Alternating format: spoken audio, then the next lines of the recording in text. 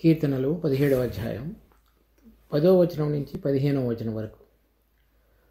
వారు తమ హృదయమును కఠినపరుచుకుని ఉన్నారు, వారి నోరు గర్వముగా మాట్లాడును. మా అడుగుజాడలను గుర్తుపట్టి వారిప్పుడు మమ్ము చుట్టుకుని ఉన్నారు. మమ్మను నేలను కూల్చుటకు గురి చూచుచున్నారు. వారు చీల్చుటకు ఆతురపడు సింహము వలెను, చాటైన స్థలములలో పొంచు కొదమ సింహము వలెనే ఉన్నారు. యెహోవా లెమ్ము, వానిని ఎదుర్కొని వానిని పడగొట్టుము. దుష్టుని చేతిలో నుండి నీ ఖడ్గము చేత నన్ను రక్షింపుము. లోకుల చేతిలో నుండి, ఈ జీవిత కాలంలోనే తమ పాలు పొందిన ఈ లోకుల చేతిలో నుండి నీ హస్తబలము చేత నన్ను రక్షింపుము. నీవు నీ దానములతో వారి కడుపు నింపుచున్నావు. వారు కుమారులు కలిగి తృప్తి నొందుదురు. తమ ఆస్తిని తమ పిల్లలకు విడిచిపెట్టుదురు. నేనైతే నీతి గలవాడనే నీ ముఖదర్శనము చేసేదను. నేను మేల్కొనున్నప్పుడు నీ స్వరూప దర్శనముతో నా ఆశను తీర్చుకుందను. ఈ కీర్తన మొదటి నుంచి కూడా మొట్టమొదట మనం ఈ కీర్తన యొక్క వక్కణలో దావీదు ప్రార్థన అని చూసినట్లుగా ఈ ప్రార్థన మొదటి 9 వచనాల్లో మనం వివిధమైనటువంటి అంశాలను గురించి చూస్తూ వచ్చాం. ఈ 10వ వచనం నుంచి 15వ వచనం వరకు చెప్పబడిన వాటిలో మొదటి 4 వచనాలు, అంటే 10వ వచనం నుంచి 13వ వచనం వరకు తనని చంపటానికి ప్రయత్నం చేస్తున్నటువంటి శత్రువులను గురించి మాట్లాడుతున్నాడు. తర్వాత వారు ఎందుకు ఆ విధంగా చేస్తున్నారు, అటువంటిది ఏ విధంగా వారిని ప్రేరేపించింది అంటే 14వ వచనంలో దానికి వివరణ ఇస్తున్నాడు. 15వ వచనంలో వారందరికీ భిన్నంగా తను ఏ విధంగా ఉంటున్నాడో లేకపోతే జీవిస్తూ చూస్తున్నాడు అనేటువంటిది 15వ వచనంలో చెప్పాడు. 10వ వచనం, వారు తమ హృదయమును కఠినపరుచుకుని ఉన్నారు, వారి నోరు గర్వముగా మాట్లాడును. సౌలు తర్వాత అతనితో పాటుగా ఉన్నటువంటి అనేక మంది వారి హృదయాలు, అంటే దేవుడు వారితో రకరకాలైన విధంగా మాట్లాడుతూ వచ్చాడు. ఉదాహరణకి దావీదు గొలియాతును చంపాడు. చంపి వచ్చిన తర్వాత అనేక మంది దావీదును పొగిడినప్పుడు సౌలు హృదయంలో అసూయ కలిగింది. అప్పటి నుంచే తను దావీదును చంపడానికి ప్రయత్నం చేస్తూ వచ్చాడు. కానీ యోనాతాను తను ఒకసారి తన తండ్రితో మాట్లాడి, అది ఎందుకు దావీదును చంపుతున్నావు అని అడిగినప్పుడు, మరి అతడు మనకి రక్షణ కలుగజేశాడు దావీదు గొలియాతు నుంచి, ఫిలిష్తీయుడైన గొలియాతు హస్తం నుంచి అని చెప్పినప్పుడు సౌలు తను వెంటనే నొచ్చుకొని నేను దావీదును చంపనని ప్రమాణం చేస్తాడు. కానీ వాళ్ళ హృదయాలు అన్నీ కూడా కఠినపరుచుకున్నాడు. అందువని మళ్ళా మాటికి అతన్ని చంపడానికి ప్రయత్నం చేస్తూ వచ్చాడు. అతడు దావీదు అంతకు మునుపు ఏమి చేశాడనేటువంటి విషయాన్ని సౌలు మర్చిపోయాడు. తను ఒకటే చూస్తున్నాడు అనమాట. తన రాజ్యానికి దావీదు వలన ముప్పు ఉన్నది అనేటువంటి విషయాన్ని చూసి తన హృదయాన్ని కఠినపరుచుకొని అతడు గర్వంతో తను ప్రవర్తించినటువంటి తీరు, దావీదు అభిషేకించబడిన దినం నుంచి అతడు చనిపోయేటువంటి సమయం వరకు ఆ విధంగా ప్రవర్తిస్తూ వచ్చాడు. 11వ వచనంలో, మా అడుగుజాడలను గుర్తుపట్టి వారు ఇప్పుడు మమ్ము చుట్టుకుని ఉన్నారు, మమ్మను నేలను కూల్చుటకు గురి చూచుతున్నారు. కనుక ప్రతిసారి దావీదు ఎక్కడ ఉన్నాడు అనేటువంటిది పరిశీలించి తెలుసుకొని అతన్ని వెంబడించడానికే ప్రయత్నం చేస్తూ వచ్చాడు. ఏలాలో ఉన్నాడని, జీఫ్లో ఉన్నాడని, ఎన్గదీలో ఉన్నాడని, దావీదు వెళ్ళినటువంటి స్థలం అంతటిలో కూడా అతడు పరిశోధించి అతన్ని వెనుకుతూ వచ్చాడు. వచ్చినప్పుడల్లా అతన్ని చంపడానికి ప్రయత్నం చేస్తూ వచ్చాడు. 12వ వచనం, వారు చీల్చుటకు ఆతురపడి సింహం వలెను, చాటైన స్థలములలో పొంచు కొదమ సింహం వలెను ఉన్నారు. సో ఎలాంటి మనసు కలిగి ఉన్నాడు అనేటువంటిది కూడా వివరిస్తున్నాడు. అంటే సింహం వలె ఉన్నారు వాళ్ళు. సింహం పొంచు వేసి మనకేమాత్రం కూడా అనుమానం తగలకుండా, మరి ప్రమాదం లేదు అనుకునేటువంటి స్థితిలో ఒక్కసారి లేచి విజృంభించి తన ఎరను పట్టుకుంటుంది.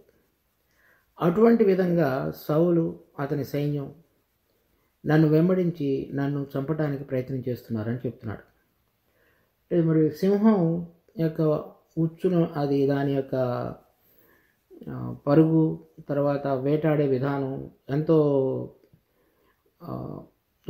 క్రోధంతో నింపబడినటువంటిది. అంటే వదిలించుకొని పారిపోవడం అనేది చాలా కష్టం. అటువంటి విధంగా అతని యొక్క సైనికులందరూ కూడా నన్ను తరుముతున్నారని చెప్తున్నాడు. 13వ వచనం, యెహోవా లెమ్ము, వానిని ఎదుర్కొని వానిని పడగొట్టుము, దుష్టుని చేతిలో నుండి నీ ఖడ్గము చేత నన్ను రక్షింపము. నన్ను నీ ఖడ్గం చేత, అంటే ఖడ్గం అనేటువంటిది దేవుని యొక్క వాక్యంలో దేవుని యొక్క ఖడ్గము మన ప్రభువైన యేసుక్రీస్తు. అంటే ఆయన చేత నీ యొక్క ప్రధాన దూతగా దేవుని కుమారుడిగా ఆయనను పంపి నా పక్షంగా యుద్ధం చేసి నాకు శత్రువు అయినటువంటి ఇతని నుంచి నాకు విడుదల కలుగు చేయని దావీదు ప్రార్థిస్తున్నాడు. తను కలిగిన అవకాశాల్లో, అంటే మొదటి సమయంలో 26లో కానీ, తర్వాత ఇంకొకసారి 28లో కానీ, అతను కలిగిన అవకాశాలలో సౌలుని చంపలేదు. దేవుని యొక్క తీర్పుకి తనను ఎదుర్కొన్న వారి విషయంలో వదిలిపెట్టడం అనేటువంటిది దావీదు నీతిగా ప్రవర్తించడం అనేటువంటి దానికి గుర్తుగా కూడా కనబడుతున్నది శత్రువుల విషయంలో.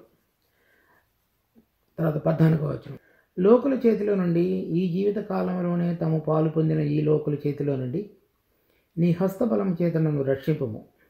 ఈ లోకుల చేతిలో నుండి ఈ జీవిత కాలంలోనే తాము పాలు పొందిన ఈ లోకుల చేతిలో నుండి.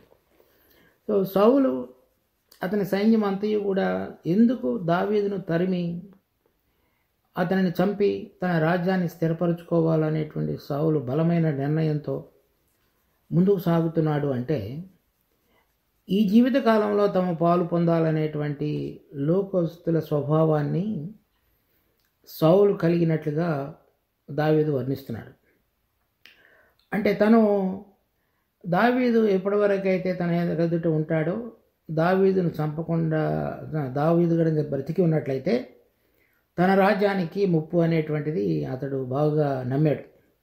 ఎందుకంటే దావీదు గొలియాతును గెలవడం మాత్రమే కాకుండా తన యొక్క కుమార్తెను పెళ్లి చేసుకోవడానికి ఏదైనా సరే అడిగినప్పుడు దావీదు ఏ విధంగా వాళ్ళందరినీ కూడా ఫిలిష్తీయులను చంపి వారు ముంగోళ్ళు తీసుకొచ్చి మరి తన కుమార్తెను కూడా వివాహం చేసుకున్నాడు.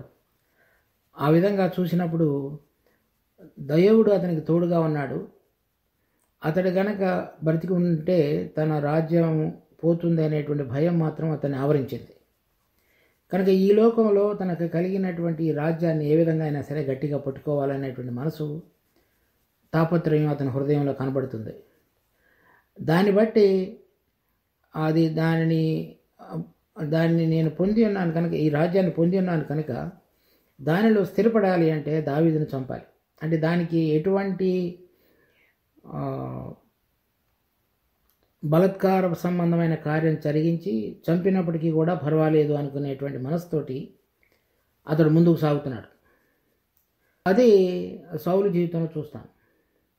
అలాగే చాలామంది లోకస్తులు కూడా అటువంటి విధంగానే ప్రవర్తిస్తారు. అంటే ఏంటి, ఈ లోకంలో వాళ్లకు కలిగినది లేక డబ్బు, ధనము, లేకపోతే అధికారం, ఇంకా ఇక్కడ ఉన్నటువంటి అనేకమైన విషయాలలో సంతృప్తి పొందే విధంగా లేకపోతే ఆనందించగలిగే విధంగా వారు ఏదైనా చేయటానికి, అంటే మనుషులను చంపడానికైనా లేక అనైతికమైనటువంటివి చేయటానికైనా అన్యాయాన్ని జరిగించటానికైనా అన్నిటినీ చేయటానికి వాళ్ళు ఈ లోకంలో కావలసింది పొందగలగటానికి ఏదైనా చేయటానికి ఇష్టపడతారు. అంటే వాళ్ళ హృదయాలు ఇక్కడున్న వాటి విషయమై ఆవరించబడి ఉన్నాయని అర్థం. వాళ్ళు ఇక్కడున్నటువంటి తమ యొక్క ప్రాణము, శరీరము, వాటిలో ఉన్నటువంటి కోరికలన్నిటినీ సంతృప్తిపరిచి జీవితంలో ఈ లోకంలో వారు జీవించేటువంటి సమయంలో అన్నిటికంటే ఉన్నతమైనటువంటి విధంగా జీవించాలనేటువంటి కోరిక కలిగినటువంటి ప్రాణాలుగా మనం చూడవచ్చు. దుఃఖకరమైన విషయం ఏంటంటే మన సంఘాల్లో కూడా అంటే క్రైస్తవులని పిలువబడేటువంటి వాళ్ళ మధ్యలో కూడా ఇక్కడ ఉన్నటువంటి ఏ విధంగా లోకస్తులు పోరాడుతున్నారో లేకపోతే ప్రయాసపడుతున్నారో, ఈ లోక సంబంధమైన విషయాల నిమిత్తమై ఆశ కలిగి వాటి వైపు చూస్తూ జీవిస్తున్నారో, అదే విధంగా ఉండాలనేటువంటి విధంగా అనేక మంది విశ్వాసులు కూడా జీవిస్తున్నారు. చూడండి, ఇది ఫిలిప్పీలో రాసిన పత్రిక 3వ అధ్యాయం 18వ వచనం 19వ వచనం. అనేకులు క్రీస్తు శిలువకు శత్రువులుగా నడుచుకుంటున్నారు. వీరిని గూర్చి మీతో అనేక పర్యాయములు చెప్పి ఇప్పుడును ఏడ్చుచూ చెప్తున్నాను. నాశనమే వారి అంతము, వారి కడుపే వారి దేవుడు. వారు తాము సిగ్గుపడవలసిన సంగతుల యందు అతిశయపడుచున్నారు. భూసంబంధమైన వాటి అందే మనసు ఉంచుతున్నారు. కనుక మనం విశ్వాసులు అని చెప్పుకుంటూ ఇక్కడ మనం 14వ అధ్యాయంలో 14వ వచనంలో చూసినట్లుగా, లేకపోతే ఫిలిప్పీ పత్రికలో చూసినట్లుగా, ఇంకా అనేక మంది ఆ విధంగా జీవించినట్లుగా కనుక ఉన్నట్లయితే అది మరి నిజమైనటువంటి విధంగా ప్రభువునందు విశ్వాసం ఉంచి నిరీక్షణ అనేటువంటి దాని యొక్క అర్థం లేకుండా జీవిస్తున్నట్లుగా లెక్క అవుతుంది. ఉదాహరణకి ఇస్కరియోతు యూదా, అతడు 30 వెండి నాణ్యాల కొరకై ప్రభు నమ్మివేశాడు. అతడు 3.5 సంవత్సరాలు ప్రభువుతో కూడా శిష్యుడిగా ఉంటూ అతనితో పాటు నడిచినప్పటికీ అతడు దేవుడు చెప్పినటువంటి నిరీక్షణ, ప్రభు మహిమలో రాబోతున్నాడు అనేటువంటి విషయాలను ఏమాత్రం కూడా అర్థం చేసుకోలేకపోయాడు. ఇక్కడున్నటువంటి ఆ ధనం కొరకు అతడు ప్రభువుని అమ్మివేశాడు. తర్వాత 2వ రాజులు 5వ అధ్యాయం 23వ వచనం నుంచి 27వ వచనం వరకు మనం చూసినట్లయితే ఎలీషా ప్రవక్తగా ఉన్నటువంటి దినాలలో నయమాను అనేటువంటి ఒక సిరియా దేశస్థుడు కుష్ఠరోగి వచ్చి స్వస్థపరచబడి తిరిగి వెళుతున్నప్పుడు ఎలీషా దగ్గర దాసుడుగా ఉన్నటువంటి గెహాజీ వెళ్ళి నయమాను దగ్గర వెండి, బంగారము ఇంకా ఇతరమైనటువంటి వస్తువులన్నిటిని కూడా కానుకగా తీసుకుంటాడు. అప్పుడు అతను తిరిగి వచ్చినప్పుడు ఎలీషా ఈ మాట చెప్తాడు. చూడండి, 2వ రాజులు 5వ అధ్యాయం 25వ వచనం నుంచి చదువుతున్నాను నేను. అతడు లోపలికి పోయి తన యజమాని ముందర నిలవగా ఎలీషా అతనిని చూచి, గెహాజీ, నువ్వు ఎచ్చటి నుండి వచ్చితివని అడిగినందుకు వాడు, నీ దాసుడు నాయన నేను, ఎచ్చటికి నీ పోలేదనెను. అంతటి ఎలీషా వానితో, ఆ మనుష్యుడు రథము దిగి నిన్ను ఎదుర్కొన్నట్టుకు తిరిగి వచ్చినప్పుడు నా మనసు నీతో కూడా రాలేదా? ద్రవ్యమును, వస్త్రములను, ఒలీవ తోటలకును, ద్రాక్ష తోటలను, గొర్రెలను, ఎడ్లను, దాసదాసీలను సంపాదించుకున్నట్టుకు ఇది సమయమా? కాబట్టి నయమానుకు కలిగిన కుష్టు నీకును నీ సంతతికిని సర్వకాలము అంటియుండును అని చెప్పగా వాడు మంచు వలె తెల్లనైన కుష్ఠము కలిగి ఎలీషా ఎదుటి నుండి బయటికి వెళ్ళిపోయాడు. ఎలీషా ఎటువంటి దానాన్ని తీసుకొనకుండా వద్దని చెప్పినప్పుడు గెహాజీ వెళ్ళి తీసుకున్నాడు. అంటే గెహాజీ ఈ లోకంలో ఉన్నటువంటి దానములతో అతడు నింపబడి సంతృప్తి చెందాలని కోరుతూ వచ్చాడు.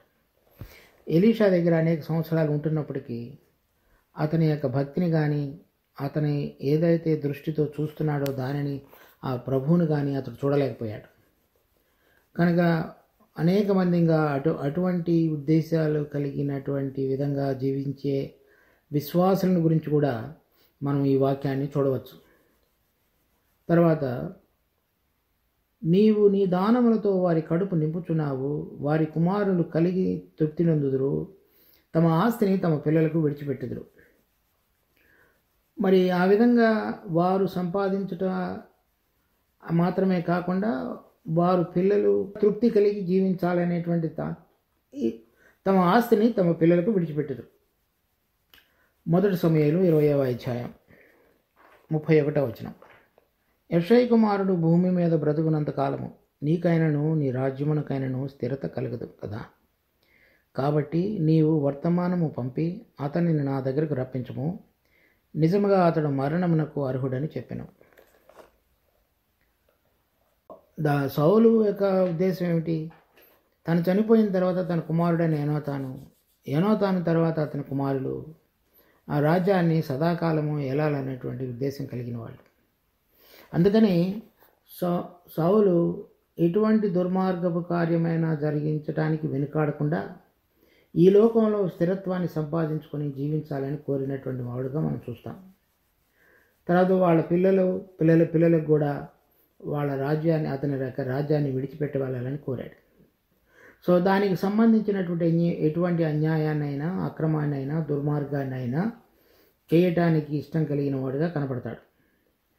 మరి విశ్వాసులమైన మనం లోకంలో కూడా అటువంటి వాళ్ళే మనం అనేక మందిని చూస్తూ ఉంటాం. కానీ విశ్వాసులంగా మనం మన గమనం అనేటువంటిది మరి ఇస్కరియోతు యూదా లేకపోతే గెహాజీ వాళ్ళందరి వల్లే కనుక ఉన్నట్లయితే అది ఎంతో దుఃఖకరమైన విషయం. కనుక ప్రభువుని మరి మనం పిలిచిన పిలుపు యొక్క ఔన్నత్యాన్ని మనం గుర్తెరగాలి. అదే 15వ వచనంలో దావీదు చెప్తున్నాడు, నేనైతే నీతి గలవాడనే నీ ముఖదర్శనం చేసేదను, నేను మేల్కొని ఉన్నప్పుడు నీ స్వరూప దర్శనంతో నా ఆశను తీర్చుకుందాను. అంటే క్రొత్త నిబంధనలో ప్రభు వచ్చిన తర్వాత తను చనిపోయి తిరిగి 3వ దినం లేస్తాడని, తర్వాత ఏ విధంగా ఆయన మహిమలోనికి పైకి లేవనెత్తబడ్డాడో అదేవిధంగా మహిమ కలిగి తిరిగి వస్తాడనేటువంటిది నూతన నిబంధనలో విస్తారంగా వ్రాయబడింది. కానీ పాత నిబంధనలో అది ఒక మర్మంగా చెప్పబడింది. అంటే అనేక మంది దాని గురించి మాట్లాడలేదు.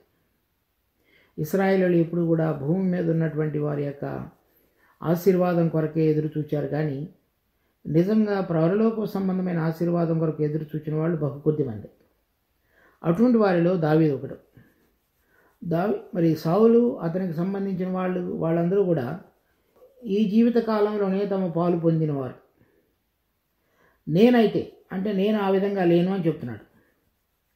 అది మన జీవితాన్ని కూడా పరీక్షించుకున్నప్పుడు మనం అనేక మంది లోకస్తులను చూసి సంతోషించకుండా మరి విశ్వాసులైన మనం కూడా వారి వలె కాకుండా మరి ప్రత్యేకమైనటువంటి ఒక నిరీక్షణ కలిగి విశ్వాసంతో ఆ నిరీక్షణ వైపు చూడగలిగినటువంటి జీవితంలో మనం జీవించాలి.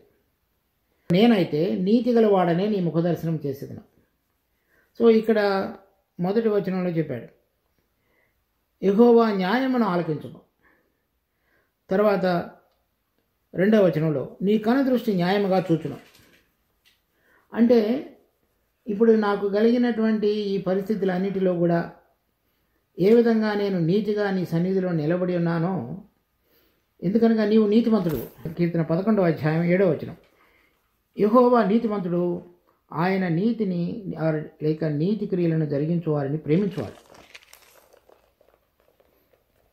సో అటువంటి మరి నేను దేవుడి వైపు చూసినప్పుడల్లా ఆయన యొక్క నీతిని నేను చూస్తూ నేను నీతిగా జీవించడం అనేటువంటిది ఈ దినమున నేను అభ్యాసం చేసుకుంటూ జీవిస్తున్నాను.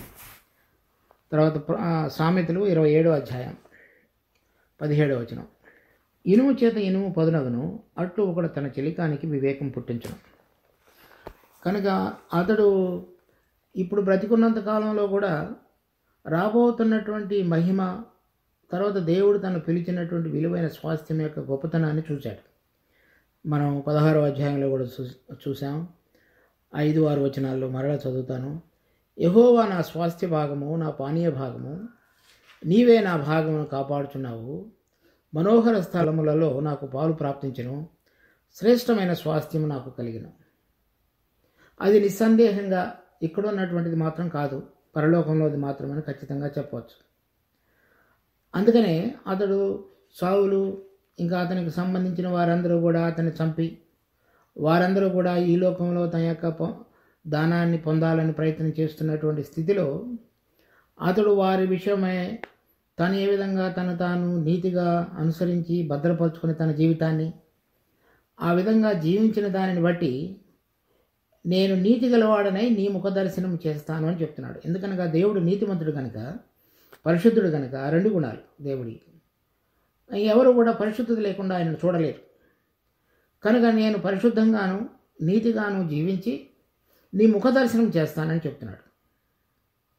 అంటే మనం ప్రతిరోజు మరి ఆయన వైపు చూస్తున్నప్పుడల్లా ఆయన గుణములైనటువంటి పరిశుద్ధత, నీతిని మనం తెలుసుకోగలిగి దాని వైపు కనుక మనం ప్రవర్తించినట్లయితే, జీవిస్తున్నట్లయితే, ఇక్కడున్నటువంటి దాని కొరకైతే, ఇక్కడున్నటువంటి వాటి కొరకైతే ఏదైతే పోరాటం మనలో సహజంగా ఉంటుందో దాని మీద జయాన్ని, తర్వాత ఎవరైతే ఆ విధంగా జీవిస్తూ ఒకవేళ మనకి కొన్నిసార్లు ఇబ్బందిని, ఇరుకును కలుగు చేయాలని ప్రయత్నిస్తున్నారో వాళ్ళ నుంచి మనకి భద్రతను, కనుక మన అంతరంగంలో మన యొక్క కోరికల విషయంలో విడుదల, మన చుట్టూ మన ఆ విధంగా ప్రలోభపరిచి లేక మన మీద ఆ విధంగా వేరే రకంగా మనలను ఓడించడానికి చేసే ప్రతి ప్రయత్నం విషయంలో కూడా దేవుడు మనకి భద్రత కలుగు చేస్తాడు. మనం 9వ వచనంలో చూసాం, ఒకడు తన కనుపాపను కాపాడుకున్నట్లు నన్ను కాపాడును, అలా కాపాడుతాడు. అలా కాపాడే పరిస్థితుల్లో ఈలోక సంబంధంగా నేను చేయవలసింది ఏంటి అంటే, నీతిగా నేను జీవించుతూ నిన్ను చూడనటువంటి అదృశ్యుడైనటువంటి నిన్ను చూస్తూ జీవించడం అనేటువంటిది. అలా నీ యొక్క పరిశుద్ధతలో నీతిలో పాలివాడనై మరి నేను ఇక్కడున్నటువంటి విషయాలను గురించి నా మనసును తిప్పుకొని నిన్ను చూచుచున్నట్లుగా కనుక నేను ఈ లోకంలో కనుక జీవించగలిగినట్లయితే అలా జీవిస్తానని చెప్తున్నాడు. అప్పుడు మాత్రమే తనకు కలిగిన పరిస్థితులన్నిటిలో కూడా జయం పొందగలిగినటువంటి బలాన్ని దేవుడి దగ్గర నుంచి పొందగలిగాడు. నేను మేల్కొన్నప్పుడు నీ స్వరూప దర్శనంతో నా ఆశను తీర్చుకుందును. ఇప్పుడు నాకు కలిగిన ఆశ ఒక్కటే, అంటే నిన్ను చూడాలి, నీ యొక్క మహిమలో నేను పాలువాడని కావాలి, నీ పరిశుద్ధతలో నేను జీవించుట అనేది నేర్చుకొని నేను ఆ విధంగా కనుక ఉండగలిగితే అప్పుడు నిన్ను చూచినప్పుడు నా ప్రతి ఆశ కూడా తీర్చబడుతుంది. అంటే ఇప్పుడు కూడా నాకు కలిగినటువంటి ఆశ ఏంటి? మరి అదృశ్యుడైనటువంటి నిన్ను ఎవరు సమీపింపరాని తేజస్సులో జీవించుతూ మహామగుడుగా ఉండి నిత్యత్వంలో విరాజిల్లేటువంటి నిన్ను శరీర సంబంధమైనటువంటి నేను మరి చూడగలిగే విధంగా ఆ పరిశుద్ధతలో ఆ నీతిలో నేను గనక ఇప్పుడు గనక జీవిస్తున్నట్లయితే అది నాకు కావాల్సింది లోకంలో. సావులు అతని వారందరూ కూడా ఈ రాజ్యం ఏ విధంగా పొంది నన్ను చంపి ఏ విధంగా పొందాలని ప్రయత్నం చేస్తున్నారు. నేనైతే నాకు కలిగిన పరిస్థితుల్లో నీతి గలవాడనై పరిశుద్ధతను సంతరించుకొని నిన్ను ఏ విధంగా చూడాలనేటువంటిదే నా ఆశ. మరి ఈ పరిస్థితులన్నిటిలో కూడా నేను వాటి ప్రభావాలకు లొంగిపోకుండా నిన్ను చూడాలనేటువంటి ఆశతోటి నేను కనుక జీవించినట్లయితే నేను మేల్కొన్నప్పుడు, అంటే నేను చనిపోయి తిరిగి లేచినప్పుడు అని అర్థం. ఎప్పుడైనా సరే దేవుని యొక్క వాక్యంలో నిద్ర అనేటువంటిది కొన్నిసార్లు మరణం అనే దానితో కూడా పోల్చబడింది. అలా అయిన తర్వాత లేచేటువంటిది పునరుద్ధానం. ఆ పునరుద్ధానంలో నిన్ను చూస్తాను, నువ్వు ఎలా ఉంటావో నేను అలా నిన్ను చూస్తాను. చూడండి, కీర్తన 49వ అధ్యాయం 14-15. వారు పాతాళములో మందగా కూర్చబడుదురు, మరణము వారికి కాపరి అయినరు. సో ఇదంతా కూడా మనం 17వ అధ్యాయం 14వ వచనంలో చెప్పబడినటువంటి అనేక మందికి గుర్తు. ఇక్కడ 49వ అధ్యాయం 14వ వచనం ఆఖరి భాగంలో ఉదయమున యథార్థవంతులు వారిని ఎలుదురు. అంటే పునరుద్ధానంలో ఇప్పుడు యథార్థంగా ఎవరైతే జీవించుతారో వారు లేచి వారి మీద కూడా ప్రభుత్వాన్ని జరిగించగలరు. తర్వాత 15వ వచనం, దేవుడు నన్ను చేర్చుకొనెను. అంటే అటువంటి నిశ్చయితతోటి దావీదు దేవుని ఎదుట ఇప్పుడు తన కాలంలో జీవించినట్లుగా మనం అతని యొక్క ప్రవర్తన ద్వారా చూడగలుగుతాం. కీర్తనలు 17వ అధ్యాయం 15వ వచనం, నేనైతే నీతి గలవాడనై నీ ముఖదర్శనం చేసేదను, నేను మేల్కొనున్నప్పుడు నీ స్వరూప దర్శనముతో నా ఆశను తీర్చుకుందాను. 1 యోహాను పత్రిక 3వ అధ్యాయం 1వ వచనం నుంచి, మనము దేవుని పిల్లలమని పిలువబడినట్లు తండ్రి మనకెట్టి ప్రేమను అనుగ్రహించునో చూడుడి. మనము దేవుని పిల్లలమే, ఈ హేతువు చేత లోకము మనలను ఎరుగదు, ఏలయనగా అది మనలను ఎరగలేదు. ప్రియులారా, ఇప్పుడు మనము దేవుని పిల్లలమై ఉన్నాము, మనమిక ఏమవుదుమో అది ఇంకా ప్రత్యక్షపరచబడలేదు. కానీ ఆయన ప్రత్యక్షమైనప్పుడు ఆయన ఉన్నట్లుగానే ఆయనను చూతుము కనుక ఆయనను పోలి ఎందుమని ఎరుగుదుము. ఆయన యందు ఈ నిరీక్షణ పెట్టుకుని ప్రతివాడును ఆయన పవిత్రుడైనట్లుగా తన్ను పవిత్రునిగా చేసుకున్నాడు. దావీదు తన జీవితంలో ఈ విధంగా చేశాడు. సో ఆయనను నేను చూడాలి, అప్పుడు మాత్రమే ఆయనను చూచినప్పుడు ఆయన స్వరూప దర్శనంతో నా హృదయంలో ఉన్న ప్రతి ఆశ తీర్చుకుంటానని చెప్తున్నాడు. అంటే అది ఈ లోకంలో మనం జీవిస్తుండగా అదృశ్యుడైన దేవుని చూస్తున్నట్లుగా చూచి మనం ఏ విధంగా మన యొక్క జీవితం అంతటిలో కూడా పరిశుద్ధత నీతి అనేటువంటి వస్త్రాలను ధరించుకొని ప్రభు ఎదుట మనం నిలబడగలిగి ఆయన యొక్క స్వరూపాన్ని చూచినప్పుడు నిజమైనటువంటి ఆనందాన్ని పొందాలో, దాని కొరకైనటువంటి జీవితం ఏ క్రమంలో మనం దినదినము నడిపించుకోవాలో దానిని అభ్యాసం కలిగి జీవించేటువంటి బిడ్డలు ధన్యులు. దానిని మనము నిర్లక్ష్యం చేయక మనం ఏదైతే మన జీవితంలో అనేకమైన విపరీతమైన పరిస్థితులు మనకి కలిగినప్పటికీ మరి పరలోకపు పిలుపు యొక్క ఔన్నత్యాన్ని మనం గుర్తెరిగి దాని కొరకై మనం జీవించగలిగే విధంగా చూడాలి. హెబ్రీ పత్రిక 11వ అధ్యాయం 9వ వచనం. విశ్వాసమును బట్టి అతడును అతనితో ఆ వాగ్దానమునకు సమాన వారసులైన ఇస్సాకు యాకోబు అను వారును గుడారములలో నివసించుచు అన్యుల దేశంలో ఉన్నట్లుగా వాగ్దాన దేశంలో పరవాసులయ్యారు. సో వారికి కూడా మరి ఈ లోకంలో కనాను అనేటువంటి దేశాన్ని స్వాస్థ్యంగా దేవుడు అనుగ్రహించాడు. అయినప్పటికీ కూడా ఒకసారి మన ప్రభు అయిన యేసుక్రీస్తు యొక్క రాబోతున్నటువంటి మహిమ కలిగిన రాజ్యాన్ని గురించినటువంటి దర్శనాన్ని వారు కలిగి ఉన్నారో, దాని తర్వాత ఇక్కడున్నటువంటి వాగ్దాన దేశంలో ఇక్కడ వారము కాము, ఇక్కడ ఈ లోకానికి సంబంధించిన వారము కాము, వేరైనటువంటి దేశానికి చెందిన వారం అనే విధంగా వారి జీవితాన్ని అంతటిలో ప్రకటించారు. 13వ వచనం. వీరందరూ ఆ వాగ్దానముల ఫలము అనుభవింపకపోయినను దూరము నుండి చూచి వందనము చేసి తాము భూమి మీద పరదేశులమును యాత్రికులమును అయి ఉన్నామని ఒప్పుకొని విశ్వాసము గలవారై మృతి పొందిరి. ఇలాగు చెప్పువారు తమ స్వదేశమును వెతుకుచున్నామని విశదపరుచుచున్నారు కారా?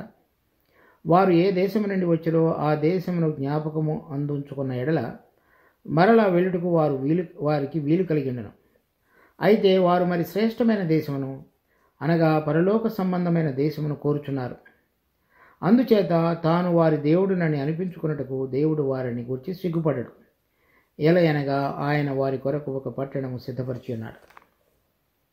ఇక్కడ ఉన్నటువంటి దినాలన్నిటిలో కూడా అబ్రహాము, ఇస్సాకు, యాకోబులు గుడారాల్లో నివసించి పరదేశులుగా ఉన్నారంటే అర్థం వారు వెళ్ళబోయేటువంటి ఇంకొక దేశం ఉన్నది, దాని కొరకు వారు ఎదురు చూస్తున్నారనే దానికి గుర్తు. దావీదు తనకు కలిగినటువంటి పరిస్థితుల్లో అవి ఎటువంటివైనా సరే ఇక్కడున్న వాటి నుంచి మనసు త్రిప్పుకొని రాబోతున్నటువంటి మహిమ కొరకు తను ఏ విధంగా జీవించాలో నీతిగా పరిశుద్ధంగా జీవిస్తూ దాని యందు సంతోషించినటువంటి జీవితాన్ని మనం ఈ కీర్తనలో దావీదు దాంట్లో చూడవచ్చు. అదేవిధంగా అబ్రహాము ఇంకా ఇతరులు అనేక మంది కూడా విశ్వాసులైన మనందరం కూడా అటువంటి అభ్యాసం కలిగి దేవుడు ప్రతిరోజు మన గమనాన్ని రాబోతున్నటువంటి పరలోకపు రాజ్యం యొక్క మహిమ కొరకు వచ్చినప్పుడు ఆయనతో పాటుగా మనం మహిమలో జీవించగలగటానికి కావలసినటువంటి మార్పు చెందిన ఆత్మ సంబంధమైన ప్రవర్తన మనం కలిగి జీవించుటకు దేవుడు మనకు సహాయపడును గాక. ప్రార్థన చేసుకుందాం. మా జీవం కలిగిన తండ్రి, మీరు ఇచ్చినటువంటి వాక్య భాగాన్ని బట్టి వందనాలు. నేనైతే నీతి గలవాడనే నీవే దర్శనం చేసేదను అని చెప్పినట్లుగా మరి ఈ లోకంలో ఉన్నటువంటి అనేకమైన విషయాలను బట్టి మా జీవితంలో మేము ముందుకు సాగక, లేక వాటి కొరకైనటువంటి తాపత్రయపడుతూ మా జీవితాన్ని ఎంతగానో వృధాపరుచుకొని అనేక సంవత్సరాలు గతించిపోయిన జీవితం ఇక చాలుననుకొని మిగిలినటువంటి శేషకాలంలో మీ కొరకు మేము జీవించగలిగేటువంటి ధన్యత, మరి మిమ్మల్ని చూడాలి, మీ పరిశుద్ధతలో నీతిలో పాలివారమైనప్పుడు మాత్రమే మీ మహిమలో కూడా పాలివారం కాగలమనేటువంటి అనుభవాన్ని పొందుటకు ఏ విధంగా మా జీవితాన్ని ఒక క్రమ పద్ధతిలోనికి మార్చుకోవాలో ఆ విధంగా మార్చుకోగలుగుటకు మా అందరికీ కృప చూపించి మహిమ పొందండి. మరి ఈ దినాన్ని మా కొరకు ఆశీర్వదించమని ప్రభు, మీ బిడ్డలంగా మమ్మల్ని అందరినీ రాబోతున్న మహిమ కొరకు సిద్ధపరచమని మా ప్రభు, మా రక్షకుడైన యేసు నామమున అడిగి వేడుకుంటున్నాం తండ్రి. ఆమేన్.